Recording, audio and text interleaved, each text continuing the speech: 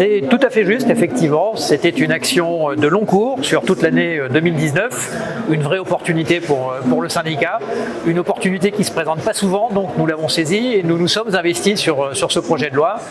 Et nous l'avons fait avec une vraie stratégie.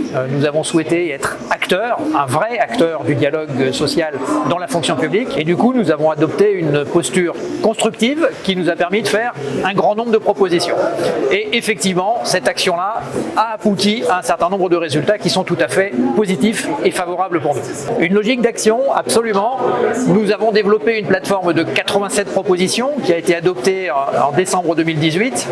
Et sur ces 87 propositions, quand on regarde et qu'on comptabilise en détail, 56 ont été inclus à un moment ou à un autre dans le projet de loi de transformation de la fonction publique.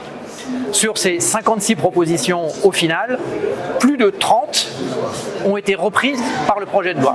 Donc nous sommes tout à fait favorables au texte qui est sorti et nous jouons cette action très positive. Et par exemple, nous avons réussi à faire adopter la modification de la fin du détachement sur emploi fonctionnel ou l'autorisation du double détachement. Donc ce sont des revendications qui sont très anciennes pour le syndicat et qui pour le coup apporteront de grands services pour l'ensemble de nos collègues. Alors nous n'avons pas réussi à faire adopter ce qui nous tenait vraiment à cœur, la reconnaissance des responsabilités des DGS. Ça a été voté en première lecture à l'Assemblée nationale et puis le Sénat est revenu sur la disposition qui n'a pas été votée au final dans le texte en commission mixte paritaire. C'est pour nous une vraie déception parce que nous avions vraiment l'opportunité de nous faire entendre.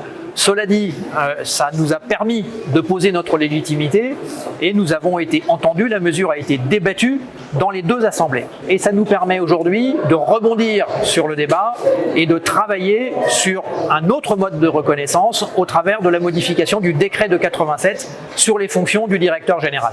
Donc nous avons bon espoir parce que nous avons obtenu l'accord du gouvernement, du ministre Olivier Dussopt, de façon à modifier ce décret de 87 sur lequel nous travaillons en accord avec l'Association des maires de France.